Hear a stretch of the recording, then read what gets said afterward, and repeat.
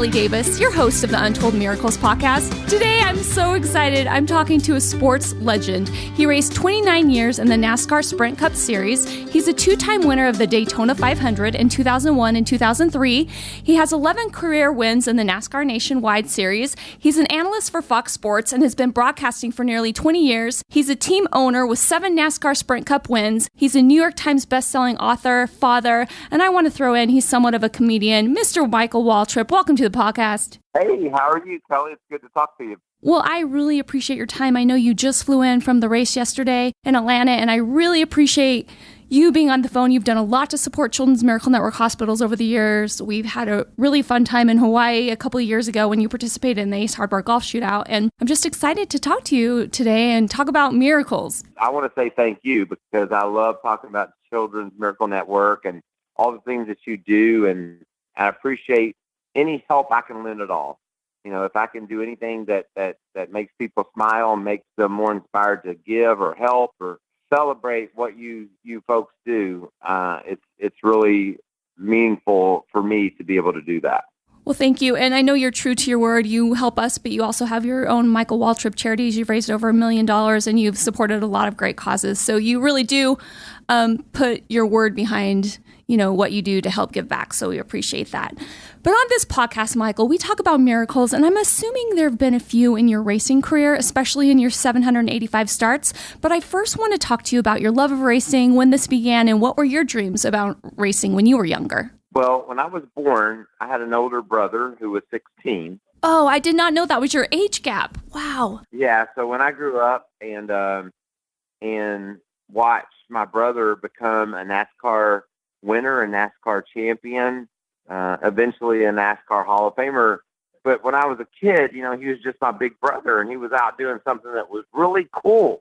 He was racing cars, and it inspired me. It was all I could think about. It was all I wanted to do was go race cars like my big brother. To me, every time I think about my career and what all happened over the years, it's a miracle. I can't believe that I was able to have those dreams as a kid, and they came true. And I'm so thankful for that. And that's why I think that's why I'm such a guy that wants to give, a guy that wants to help, because I don't think I could have ever accomplished what I did if it weren't for so many people in my life that helped me along the way. A lot of people know your big brother, who is a Hall of Famer, but tell us about your brother Bobby and how he influenced you in the sport. I wrote a book. You talked about it earlier, and in that book, I think I do a great job of talking about Bobby and how important he was to me and my success in racing. Brother Daryl was, like I said earlier, 16 years older. So, when I was 10 or 11 and I wanted to go racing, I needed a go-kart. I needed something to race. Brother Daryl was off in the NASCAR world. And fortunately for me, my brother Bobby, he was still in Kentucky where I lived, and he was racing go-karts. But his racing had become more of a hobby. He hadn't really been able to win enough races and get enough sponsors to go racing in the big league. And so I said, Bobby, I can. I know I can. I've got the talent. I got the ability. And Bobby is like, you've never driven anything. You don't know. You don't have any ability. You've never raced. And I said, well, if you let me, I know I can. And so luckily for me, brother Bobby let me race his go-kart. Kelly, you have to understand, racing somebody's go-kart's almost like loaning them your girlfriend, You just don't usually do that. And Bobby was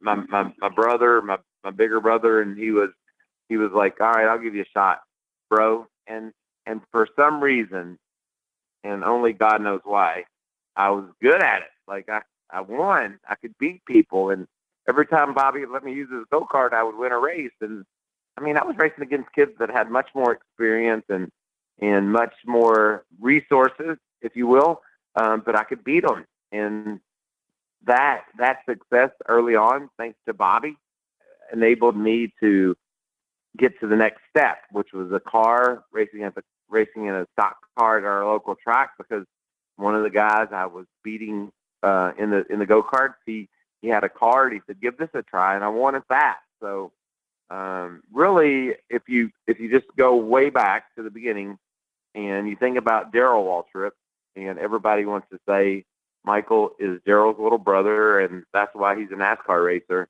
That's actually absolutely incorrect.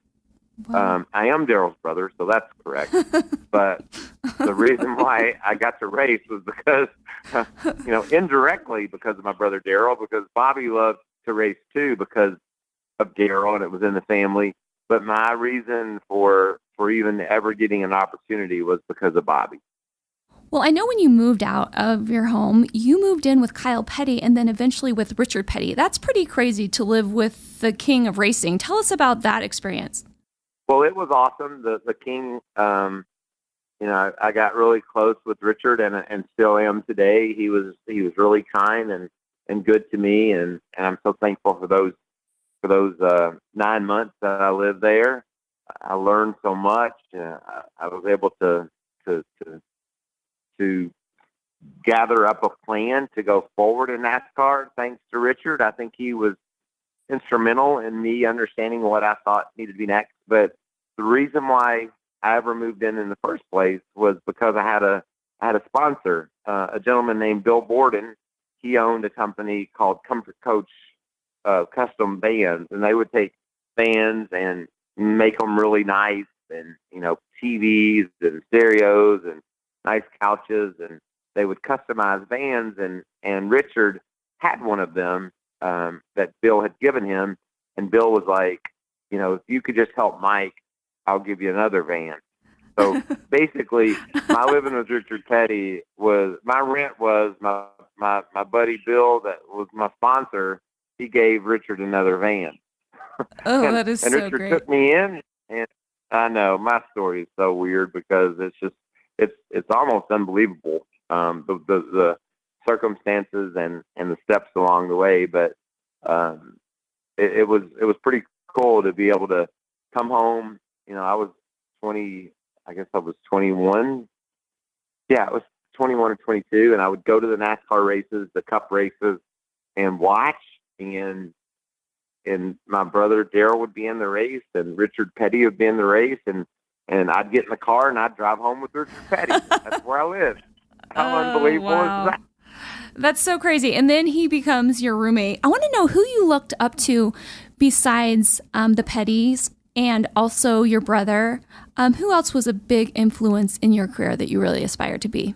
Well, I think you have to start with my mom and dad. I mean, mom and dad did so much to help my brother get going and to help my brother be successful, and they sacrificed a lot. And so they were the first piece of the puzzle, and the reason why I afford it, and also will give my brother Darrell a lot of credit. They didn't give me anything. My mom and dad were of the opinion that Darrell had done something pretty cool and had made it all the way to NASCAR, and there's no way that was going to happen again. Lightning does not strike twice. No, you're not going to be a race car driver, Mike. And I was just I'm so thankful for whatever they instilled in me, or why ever I thought that they were wrong. I didn't agree with that opinion, and I don't know why, but it's because they were my parents, and they never took no for an answer. My daddy and my mom, when I was born, there were 7 of us living in a 3-bedroom house. Darrell was there, Carolyn, Connie, Bobby, me, and mom and dad, and Dutch is our dog. So there were 7 of us in that house plus a dog, and it didn't take long for for Darrell to move out and all those others to move on. But my mom and dad, they worked hard. My daddy was a Pepsi man. My mom, she was a checkout lady at the grocery store, and they had 5 kids, and life wasn't easy. And somehow they figured out a way to help Darrell race a go-kart and raise these kids. So, when they said they said they wasn't going to do it again. There wasn't room at the house for me to do it. Well, y'all figured it out. I'll figure it out. And so I guess my parents are probably the people that inspired me the most. They definitely didn't enable you. You had to figure it out on your own. Like, it's really such a shocking story that they're like, yeah, it's not going to happen again. And you just shows your personality that you were going to figure it out and you were going to make it happen and you weren't going to take no for an answer. It's a great story that, I don't ever really tell that much. I told it in my book that people seem to really appreciate. So I'm thankful that I got to write that book, because it basically it tells the story of that we just talked about. And so that was fun for me to write that book and to be able to share with people that you have to break down boundaries, you have to climb walls, you have to keep working no matter what the challenges are, and that's my story. I've been blessed. I don't understand exactly why it all worked out, and if you went back, Kelly, and tried to put the pieces together and make it work again, I'm pretty sure you would fail. But for some reason it worked out for me. I want to talk about how the sport is quite dangerous. You were involved in 1990 in a pretty big crash, which is known as one of the most violent accidents in NASCAR history. Can you tell us if there were any miracles involved that day when you crashed at Bristol? For sure. And the interesting thing about that day that, maybe not a lot of people know, it was April 7th, 1990, and I had an unbelievable crash that for some reason, despite how horrific it looked, and no one would have predicted that not only was the guy in that car alive, he was unhurt. And that crash occurred in Bristol, Tennessee. But something special that day happened that it probably makes me more emotional today than it ever has, because it's just a great part of my story. And that is one of the first people I saw after the crash was Dale Earnhardt. And Dale, he looked at me and he said, God didn't want you and the devil wouldn't have you. Yeah, so it truly is a miracle that you survived that. And speaking of Dale Earnhardt, the legend, you actually won your first race out of 462 races. You win the Daytona 500 in 2001, and it had to be one of the best days and hardest days of your life. Tell our listeners about that. Yeah, so before that day in 1990, when Dale Earnhardt put his arm around me and told me, that he thought I was a pretty tough guy, we shared the track together, and we were buddies, and I would say just on the periphery, there wasn't any relationship there. We just sort of knew each other and hung out. And then, after that day in 1990, it just seemed like we started talking more and hanging out more. And in the fall of 2000, he called me up and he said, I want you to come drive for me. I've got something worked out for you to drive for me. What was that moment like? You want to pinch yourself. You say, is this real? I'm finally, after all these years of getting beat on Sunday and not being able to win, I'm going to get a chance to drive for one of the greatest drivers in all of NASCAR's history. It was certainly one of the most amazing moments in my life. Finally, I knew that I was going to have the opportunity to go out and win races. And we won the Daytona 500 on February 18th, 2001.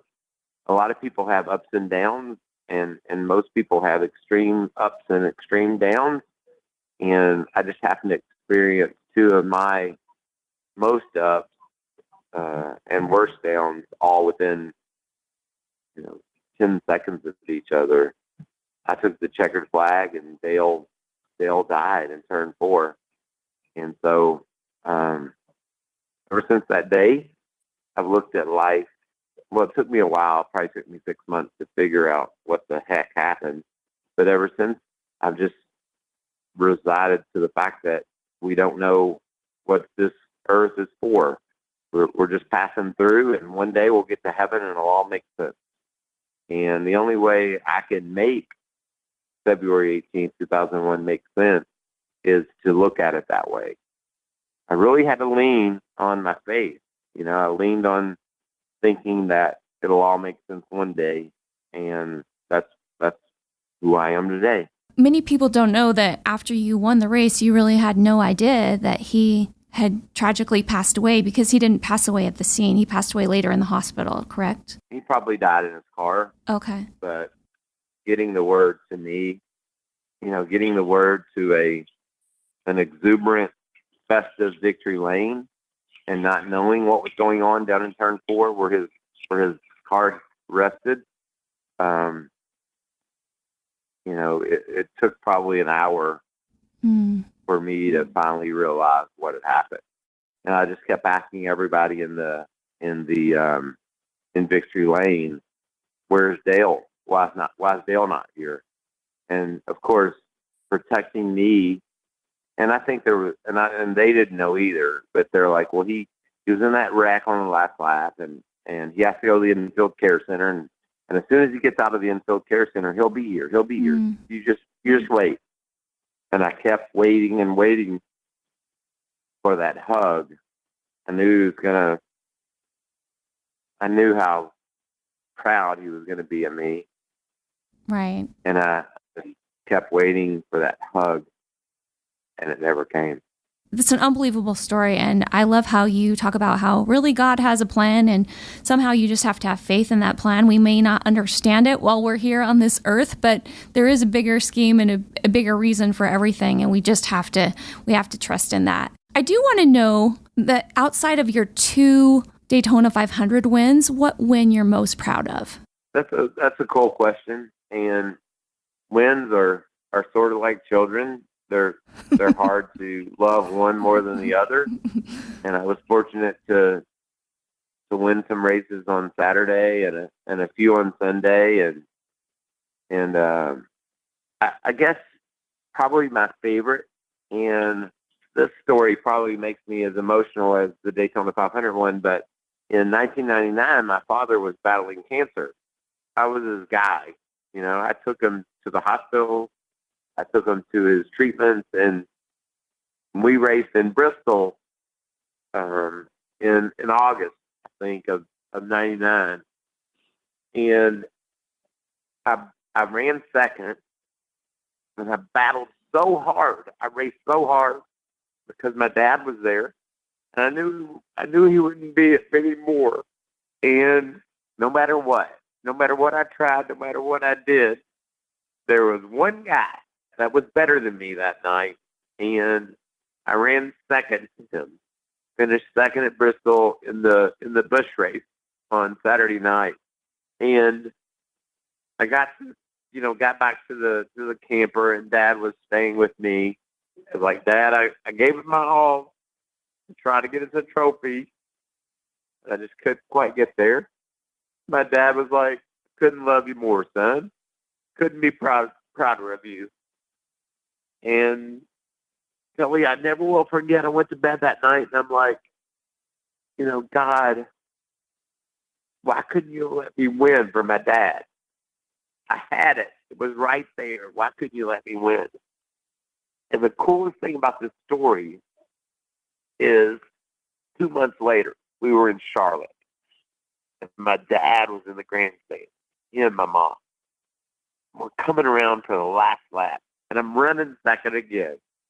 And I'm like all over this guy, but I can't pass him for the last 20 laps. And we come off the last turn, and I swing to the outside, and I pass him, and I win. And my dad's there. It actually was the last race that he ever was at, but my dad was there. Okay, so now I'm crying. And the funny thing is, it was so awesome because I won and Dad was there, right? But a couple of months later, I asked God why. Why couldn't you let me win? And on this day, coming off the last corner, when I thought I made the most amazing move ever and won, I looked in my mirror, and the guy ran out of gas. No way. Yes. And that's the great, that makes me so happy because I hope I haven't since then, but I don't think I have since then ever questioned, God's Oh my glory gosh. or God's plan, because we celebrated that night with a trophy, a magical, beautiful evening, and that was in the October of '99, and in January of 2000. In 2000, my father passed away. He just knows more than we do. And he's like, no, I got something bigger and better for you. You're not going to win this race, but you're going to win this race, and your father's going to be around a couple months longer, but you're going to get the trophy. That's incredible. So, Michael, what don't people know about you that you wish that they knew? I think after our conversation over the last 30 minutes, they know it all. I mean, that's who I am, and that's who I am, and that's what it's been like. My journey has been emotional, and it's been real life, and it's been challenging, but I'm just thankful and appreciative of every step along the way. Well, I have just a couple quick fire questions for you before we end. Is it harder to win a Daytona 500 or be a dancer on Dancing with the Stars? When I was in my car, I felt like I knew what I was doing, and when I was on Dancing with the Stars, I was certain that I didn't know what I was doing. But my daughters were watching, and my family was watching, and I loved my partner Emma, so I just tried my hardest and gave it all I had. And interestingly enough, after making it 8 weeks on Dancing with the Stars, there's now 2 videos on YouTube where I actually look sexy. Well, I'm going to have to link that when in the show notes when we put this up so people can, no doubt, can watch that. I want to know what's your favorite racetrack and why. Well, Daytona, because, it inspired me when I was a kid. I grew up just wanting to race there and wanting to see what those banks felt like. And then to winning there, to running my last race there in my 30th and final Daytona 500 last February. Mm-hmm. So, the last time I was on a track racing cars, and the first place I ever wanted to race, both of those places are the same, and that's Daytona. What is it like when the feeling of you winning a race versus one of your team drivers winning a race? I enjoyed being a team owner. That was a fun, I guess, chapter in my racing career. But it's just, I guess it's the same. When you win the Daytona 500, nothing compares to that. So they could win all the races but that one, and the Daytona 500 is the best. But it certainly has been fun it was fun to have drivers that got to celebrate in victory lane driving for me, and me being a part of those celebrations. But nothing compares to Daytona. Okay, so before the last question, I just have to have you share one really funny story that we experienced together. This was a couple of years ago, and we're with some NFL Hall of Famers and Major League Baseball players, and we've got Steve Young and Kevin Millar, and they're whining about when you get a blister on your finger, you're out for a couple weeks, and if you're an NFL star and you hurt your wrist, you're out for a season. And you had a very funny line that you said to them that kind of shut the whole room down, and we were laughing for a long time. Can you remember what you said to everybody? When I race, I might catch on fire. Like I could leave eating out of a straw on a bad day at the racetrack. So don't tell me about a bad day on the golf course. That really puts everything into perspective, because you have caught on fire before. I have. I've been upside down. I've been on fire. I've been in a hospital. All those things happened when I was racing my car.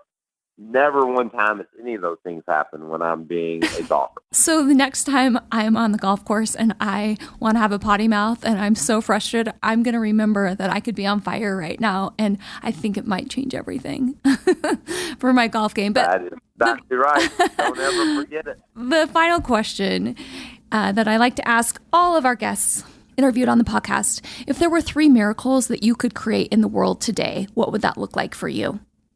Playing golf with my dad one more time. That's something that would probably be at the top of the list. Heck, if we're going for miracles, let's just win a 3rd Daytona 500. I like it.